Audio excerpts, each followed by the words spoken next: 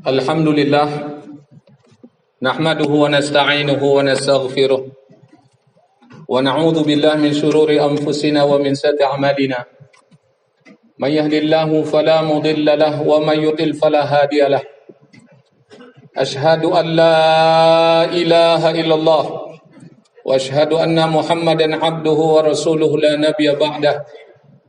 Allahumma shalli wa sallim ala nabiyyina Muhammad wa ala alihi wa sahbihi wa ansarihi wa junudihi wa man jahada fi sabilillahi ila yaumil qiyamah.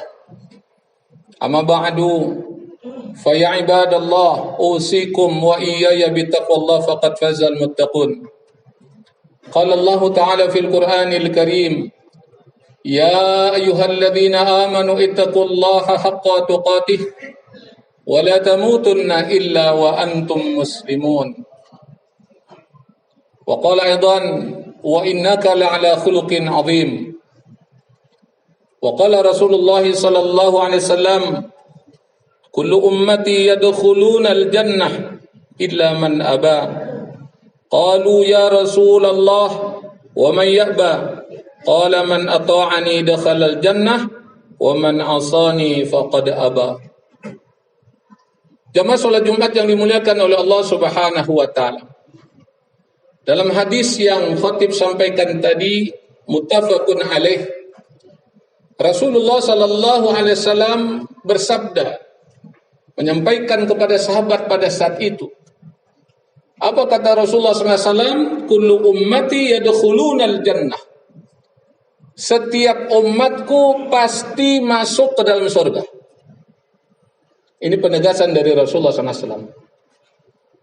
Artinya umat Islam, umat Nabi Muhammad SAW pasti masuk ke dalam surga. Tapi lanjutan dari hadis itu dikatakan illa man aba, kecuali yang enggan. Ketika Rasulullah SAW menyampaikan hal ini, sahabat juga bingung. Jangankan sahabat kita juga bingung. Masa ada orang yang gak mau masuk ke dalam surga? Padahal kita kalau baca Al-Quranul Karim, bagaimana kenikmatan bagi hamba Allah Subhanahu wa ta'ala dimasukkan dalam surga. Buah-buahan dikasih gratis, kemudian fasilitas kehidupan yang kekal dan abadi, kenikmatan mendapat bidadari, dan kenikmatan-kenikmatan yang lainnya. Makanya orang kalau ditanya, ente mau masuk surga atau neraka? Saya yakin jawabannya mau masuk surga. Walaupun dia orang kafir, walaupun dia nggak percaya sama Allah Subhanahu wa ta'ala.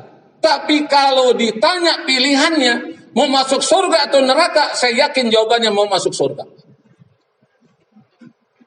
Nah, sahabat bertanya, dan pertanyaan sahabat ini sesungguhnya mewakili pertanyaan kita. Masa ada orang yang enggan? Masa ada orang yang nggak mau masuk ke dalam surga? Illa man aba, kata Rasulullah SAW. Kemudian sahabat bertanya, qalu ya Rasulullah, wa man ya'ba, siapa sih yang enggan, yang nggak mau masuk dalam surga itu? Udah jelas surga merupakan kenikmatan yang Allah jelaskan dan Rasul sampaikan dalam sunnahnya, dalam hadisnya. Tapi ada orang yang enggan masuk ke dalam surga. Siapa mereka itu? Inilah pentingnya kita membaca sunnah Rasulullah SAW. Inilah pentingnya kita membaca hadis Rasulullah SAW. Jadi dalam beragama itu belum cukup hanya dengan Al-Quran. Sebab kalau hanya dengan Al-Quran, kemudian sunnah kita singkirkan, hadis kita abaikan, maka akan termasuk ke dalam golongan ingkar sunnah. Nah, dalam kehidupan beragama, sebagai seorang muslim, ribet orang model kayak begini. Gimana nggak ribet coba? Ketika kita nikah, itu harus ada sunnahnya. Ijab kabul, itu ada sunnahnya. Jemaah yang dimuliakan oleh Allah Subhanahu wa ta'ala. Salat pun juga harus ada sunnahnya. Puasa harus ada sunnahnya. Sunnah itu yang pernah dilakukan oleh Rasulullah SAW. Kemudian dilanjutkan oleh generasi sahabat. Dilanjutkan generasi tabi'in. Kemudian dipertahankan oleh para ulama hingga akhir zaman. Nah, Rasulullah SAW menjelaskan siapa yang tidak mau itu, yang enggan itu. Kata Rasulullah SAW, qala man ata'ani dakhalal jannah. Qala ata'ani dakhala jannah, siapa yang taat kepadaku maka dia masuk surga. Makanya hati-hati nih terhadap pemahaman ingkarus sunnah yang menolak sunnah Nabi Muhammad SAW. Jamaah yang dimuliakan oleh Allah Subhanahu wa taala. Tadi saya sudah sebutkan orang kalau menolak sunnah ribet urusan. Gimana nggak ribet coba? Ketika ada seorang muslim meninggal dunia, itu kan harus dimandikan, kemudian dikafankan, kemudian disolatkan, dikuburkan. Apa ada penjelasan dalam Quran? Itu dalam sunnah. Ketika sholat jenazah berapa kali takbir, itu dalam sunnah. Kalau dia menolak sunnah, berarti jenazah itu dibuang ke laut, saudara. Maka ini perlu saya ingatkan juga, khususnya kepada diri saya sendiri. Jangan mempermainkan sunnah, apalagi menolak sunnah. Apalagi mengaku sebagai muslim. Apalagi mengaku sebagai umat Nabi Muhammad SAW. Rasul sudah menegaskan, yang akan masuk ke dalam surga adalah orang yang mentaati Rasul. Apa yang disabdakan oleh Rasulullah SAW berkaitan perintah, laksanakan. Ikuti sekemampuan kita. Kita kan sudah pada ngaji, kita sudah pada tahu, kita sudah mendapatkan ilmu dari taklim-taklim yang kita ikuti, dari pelajaran yang kita lalui. Apa perintah Rasulullah SAW? Bukan masalah sholat saja, bukan masalah puasa saja, bukan masalah zakat saja, bukan masalah haji dan umrah saja. Banyak perintah Rasulullah SAW. Dalam khutbah yang singkat ini, khatib tidak ingin membicarakan semuanya.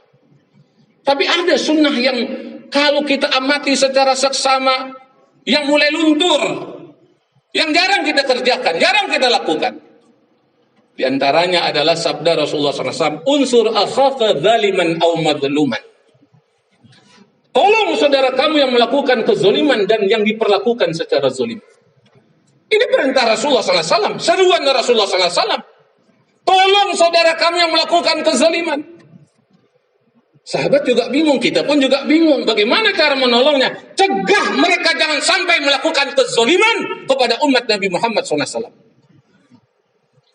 Jadi kalau ada orang mengaku muslim umat Nabi Muhammad SAW, kemudian yang melakukan kezaliman kepada kaum muslimin juga, kepada umat Nabi Muhammad SAW juga, orang yang punya posisi, dia punya kedudukan, maka dia harus tampil untuk membela. Jangan sampai kezaliman itu terus berlangsung. Sampaikan. Dia punya mulut, dengan mulutnya dia sampaikan. Dia punya kekuasaan, dengan kekuasaannya dia harus bersikap dengan bijak. Kalaupun itu nggak bisa dilakukan, dengan hatinya ada kebencian terhadap kezaliman. Kemudian lanjutan dari hadis itu, unsur akhaka zaliman aw madluman, tolong saudara kamu yang diperlakukan secara zalim. Jadi menolong orang yang melakukan kezaliman, cegah mereka, ingatkan mereka, jangan melakukan kezaliman, apatah lagi kepada umat Nabi Muhammad SAW, apatah lagi kepada para ulama yang menyampaikan Quran dan sunnah Rasulullah SAW. Ingatkan mereka, cegah mereka. Dan yang dizolimi juga kita tolong dia. Kita tolong keluarganya, kita tolong familinya, sehingga dia tidak stres, sehingga dia tidak putus asa. Orang kalau putus asa, datang setan, datang iblis, bisa bunuh diri, saudara. Dilihat tambang bagaikan balayan atau kain bidadari dianggapnya, padahal itu tali gantungan. Ada nggak yang model kayak begitu? Akhirnya dia putus asa, dia bunuh diri. Ada. Orang kalau sudah bunuh diri akan kekal dalam neraka. Karena dia nggak yakin lagi dengan pertolongan Allah Subhanahu wa Ta'ala. Dia tidak yakin lagi dengan kasih sayang Allah Subhanahu wa Ta'ala. Inilah kewajiban kita berdakwah, mengingatkan umat. Jangan sampai mereka tergelincir. Sudah dizolimi, sudah jatuh miskin, udah melarat, nggak kuat iman. Akhirnya apa? Dia cari jalan pintas, na'udzubillah min dzalik. Kita perlu mengamalkan apa yang diperintahkan oleh Rasulullah SAW. Wa ma atakumur rasul fakhudhuhu wa ma nahakum anhu fantahu. Apa yang diberikan Rasul terima. Walaupun itu belum masuk di logika, belum masuk di akal sehat kita. Ambil contoh, ketika Rasulullah SAW menyuruhkan kita, dan ini merupakan adab dalam makan. Apa yang diserukan oleh Rasulullah SAW? Kalau kamu makan, gunakan tangan kanan, jangan tangan kiri. Dalam ilmu pengetahuan sekarang baru terungkap. Nggak taunya telapak tangan kita ini ada enzim tertentu yang dapat membantu proses pencernaan nanti dalam perut. Yang mampu membantu proses pembusukan makanan. Sehingga perut kita nggak bakalan susah dalam menggiling makanan tersebut. Jamaah yang dimuliakan oleh Allah, sekarang baru terungkap. Bukan berarti saya melarang jamaah untuk pakai sendok, pakai garpu, kemudian pakai sumpit, silahkan. Tapi yang sunnah itu jangan kita tinggalkan. Sunnah itu jangan kita sindir-sindir. Jangan kita lecehkan. Jangan kita hina. Contoh yang lain. Ini keseharian kita, kadang-kadang kita lupa dengan sunnah semacam ini. Kalau minum tuh jangan langsung ditenggak gelegek, jangan. Minum, jangan kita bernafas di tempat minum tersebut. Seteguk, 2 teguk, 3 teguk, iringi dengan basmalah, bismillah. Itu sunnahnya, biar berkah. Kenapa kita mengikuti sunnah Rasulullah? Biar berkah dalam hidup ini.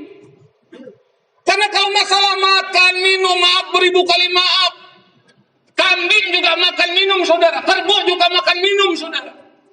Orang kafir juga makan minum, saudara. Orang munafik juga makan minum, saudara. Tapi bagaimana sikap mereka terhadap ajaran Nabi Muhammad SAW, terhadap perintah Rasulullah SAW, terhadap perintah Allah Subhanahu Wa Taala? Kalau binatang, mereka tidak melakukan sholat, nggak melakukan puasa dan seterusnya yang merupakan syarat Islam. Kalau orang kafir, mereka membenci.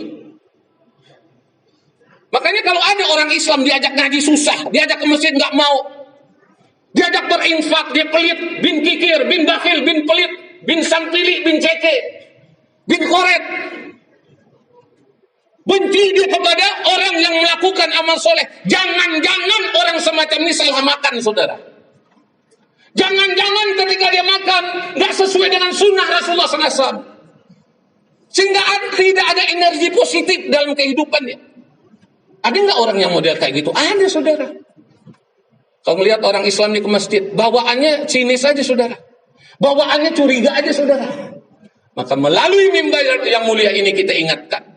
Mari kita contoh Rasulullah SAW, mulai dari makannya, tidurnya, beraktivitasnya, bermuamalahnya. Sebab sekarang ini dalam muamalah berinteraksi sesama manusia, ada orang yang tidak mau mengikuti Rasulullah SAW. Contohnya apa? Berkhianat terhadap perjanjian. Ada nggak yang model kayak gitu? Udah hitam di atas putih, saudara. Udah pakai materai, masih mau juga berkhianat. Apa itu ajaran Nabi Muhammad SAW? Bohong, dusta. Bukan 1-2 orang yang didustai, banyak orang dia bohongi, didustai. Apa itu ajaran Nabi Muhammad SAW? Tidak. Makanya benar kata Rasulullah SAW, yang taat kepadaku dia akan masuk ke dalam surga. Yang enggan, yang bermaksiat, dia tidak akan masuk ke dalam surga. Artinya dia masuk neraka. Wa man asani faqad aba. Siapa yang bermaksiat kepadaku, dia nggak mau ikuti sunnah Rasulullah SAW. Nabinya jujur, dia tukang bohong. Nabinya amanah, dia tukang kibul. Nah, orang semacam ini sulit masuk ke dalam surganya Allah Subhanahu Wa Taala. Padahal di awal udah katakan kullu ummati yadkhulunal jannah, setiap umatku akan masuk ke dalam surga. Maka kita beruntung sebagai umat Nabi Muhammad SAW. Walaupun usia kita, umat Nabi Muhammad SAW usianya nggak lebih dari 60 sampai 70 tahun. Kalau lebih itu namanya bonus kasih sayang Allah diberikan begitu banyak kepada hamba tersebut. Kita manfaatkan sisa hidup kita untuk menghidupkan sunnah Rasulullah SAW. Mencintai sunnah Rasulullah SAW. Man ahabba sunnati faqad ahabbani. Wa man ahabbani kana ma'i fil jannah. Barang siapa yang mencintai sunnahku, maka dia mencintaiku. Barang siapa mencintaiku, maka dia akan bersamaku dalam surga. Mudah-mudahan kita semua, ahli keluarga kita, anak keturunan kita, dimasukkan ke dalam surganya Allah Subhanahu wa Ta'ala. Dapat berjumpa dengan Rasulullah SAW, dapat merasakan nikmatnya minum air telaga Kautsar yang diberikan oleh Rasulullah SAW. Allahumma salli ala Sayyidina Muhammad wa ala ali Sayyidina Muhammad sallallahu ala Muhammad. Kita banyak-banyak berselawat untuk Rasulullah SAW sampai wujud cinta kita kepada Rasulullah SAW. Kita doakan saudara-saudara kita yang saat ini masih jauh dari sunnah Rasulullah SAW, dari ajaran Islam. Mudah-mudahan Allah bimbing mereka, Allah berikan keistiqomahan dalam iman dan Islam. Kita doakan saudara-saudara kita yang saat ini sedang sakit, mudah-mudahan Allah sembuhkan penyakitnya, Allah sehatkan badannya, Allah panjangkan umurnya dalam taat kepada Allah Subhanahu wa Ta'ala. Kita doakan juga saudara-saudara kita yang terlilit hutang, mudah-mudahan Allah beri kemampuan untuk melunasi segala hutang-hutangnya. Allah berikan kemampuan untuk melunasi segala hutang-hutangnya, karena Allah Tuhan yang Maha Kaya. Yang belum mendapatkan jodoh, kita doakan di hari Jumat yang mulia ini, mudah-mudahan Allah berikan jodoh, pasangan yang beriman lagi bertakwa. Allah hantarkan dalam kehidupan berumah tangga menuju keluarga sakinah, mawaddah, warahmah. Yang belum dapat keturunan, kita doakan mudah-mudahan Allah berikan keturunan, anak-anak yang soleh dan solehah, yang berbakti kepada kedua orang tua, taat melaksanakan perintah Allah Subhanahu wa Ta'ala, generasi yang hafal Al-Quran, mengamalkan Al-Quran, berakhlak Al-Quran. A'udzu billahi minasyaitonir rajim. Bismillahirrahmanirrahim. Qul huwallahu ahad, Allahus samad, lam yalid wa lam yulad wa lam yakul lahu kufuwan ahad. Bismillahirrahmanirrahim. Qul huwallahu ahad, Allahus samad, lam yalid wa lam yulad wa lam yakul lahu kufuwan ahad. Bismillahirrahmanirrahim. Qul huwallahu ahad, Allahus samad, lam yalid wa lam yulad wa lam yakul lahu kufuwan ahad. Fastaghfiruh innahu huwal ghafurur rahim.